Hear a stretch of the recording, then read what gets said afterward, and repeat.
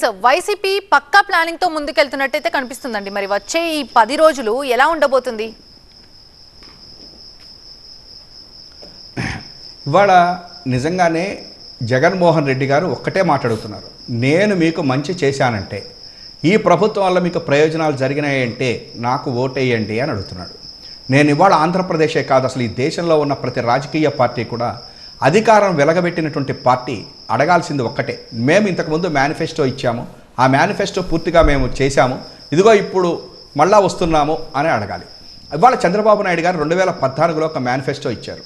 ఆయన అవి అమలు పరచలేదని 2019లో ఓడిచ్చారు. ఇవాళ 2024లో మళ్ళీ ఇంకొక కొత్త మేనిఫెస్టో పట్టుకొచ్చాడు. అటు ఇటుగా అవే పట్టుకుని వచ్చారు. ఆయన మాట్లాడుతున్నది చెప్తున్నది అన్నీ కూడా ధరల స్థిరీకరణకి అంటాడు, లేకపోయేటట్టయితేనేమన్నా మళ్ళీ పిల్లలకి అంతకుముందేమన్నా ఉచిత విద్య కేజీ టు పీజీ ఉచిత విద్య ఇస్తా అన్నాడు. ఇవాళ ఏమన్నా మళ్ళీ సిలబస్ రివ్యూ అని చెప్పనంటున్నాడు.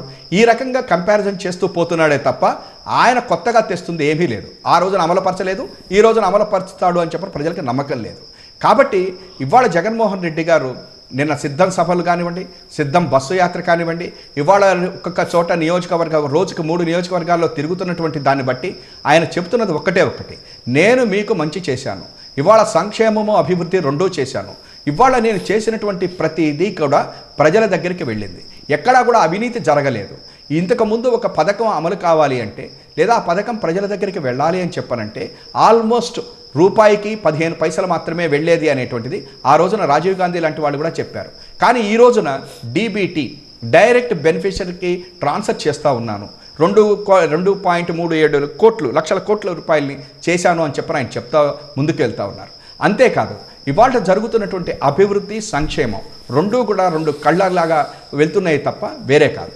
అయితే ఇవాళ జగన్మోహన్ రెడ్డి గారికి వచ్చినటువంటి ఒకే ఒక అడ్వాంటేజ్ ఏంటంటే, చంద్రబాబు గారు ఇచ్చినటువంటి మేనిఫెస్టో మిజరబుల్గా ఫెయిల్ అవటం.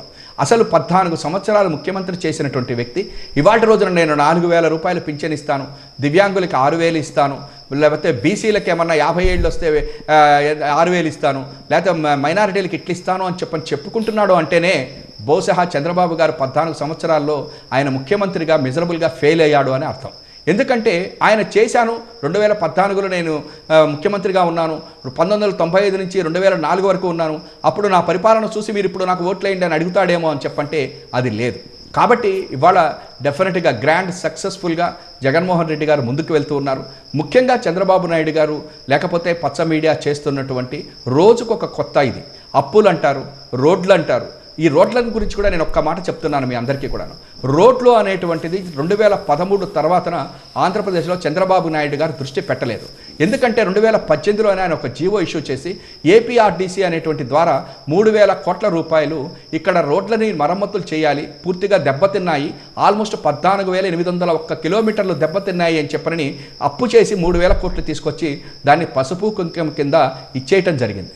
ఆ రోజుకి ఈ రోజుకి మీరు చూస్తే జగన్మోహన్ రెడ్డి గారు విపరీతంగా రోడ్లకు కూడా ఖర్చు పెట్టడం అనేటువంటిది జరుగుతోంది. కానీ కరోనా వచ్చింది, కరోనా పరిస్థితుల్లో కూడా ఎవ్వరికీ ఇబ్బందులు లేకుండా ఆంధ్రప్రదేశ్ ఒక్కటే సక్సెస్ఫుల్గా మనం ఎదుర్కోవటం అనేటువంటిది జరిగింది. అన్ని చోట్ల ఆర్థిక వ్యవస్థలు దెబ్బతింటే ఆంధ్రప్రదేశ్లో జగన్మోహన్ రెడ్డి గారి ప్రతి పథకము తను ఏదైతే హామీ ఇచ్చాడో వాటిని అన్నిటినీ కూడా ప్రజలకు ఇచ్చాడు. మీరు దీన్ని కూడా ఇవాళ ఇక్కడ ఉన్నటువంటి ముఖ్యంగా ఎన్ఆర్ఐలు చూడాల్సింది ఏంటంటే, పాండమిక్ వచ్చినప్పుడు మీ అందరికీ తెలుసు, ప్రతి దేశమే ఇబ్బందులు పడితే ఇక్కడ మాత్రం ఏ పథకం ఆగలేదు, ఎవరికి పింఛన్లు ఆగలేదు, ఎవరికి అమ్మఒడి ఆగలేదు, చదువుకునే పిల్లలకి తల్లులకి అందరికీ కూడా బ్రహ్మాండంగా ఆయన అప్పులు చేశాడా ఏం చేశాడా అనేటువంటిది కాదు ఇక్కడ క్వశ్చన్. ఎందుకంటే మీరందరూ అమెరికాలో ఉన్నారు, అమెరికాకి అప్పులు ఉన్నాయి, ఈ ఆంధ్రప్రదేశే కాదు వాళ్ళ తమిళనాడు కర్ణాటకలకి అప్పులు ఉన్నాయి. అంతేకాదు ఈ దేశంలో ఉన్న నరేంద్ర మోడీ గారి ప్రభుత్వం కూడా అప్పులు చేస్తోంది. ఇక్కడ అప్పులు చేయటం ముఖ్యం కాదు, ఆ అప్పులు చేసినది సరిగ్గా ఖర్చు పెట్టారా లేదా అనేటువంటిదే మీరు చూడండి. కాబట్టి ఇవాళ జగన్మోహన్ రెడ్డి గారు చేస్తున్నటువంటి ఈ యొక్క సంక్షేమం అభివృద్ధి చూసి ప్రజలు డెఫినెట్గా చూస్తారు.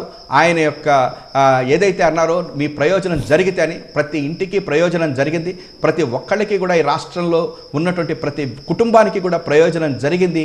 అందువల్ల ప్రయోజనం జరిగిన ప్రతి ఒక్కరూ కూడా జగన్మోహన్ రెడ్డి గారిని గుర్తుపెట్టుకొని ఫ్యాన్ గుర్తుకు ఓటేస్తారని చెప్పననే జగన్మోహన్ రెడ్డి గారు భావిస్తున్నారు.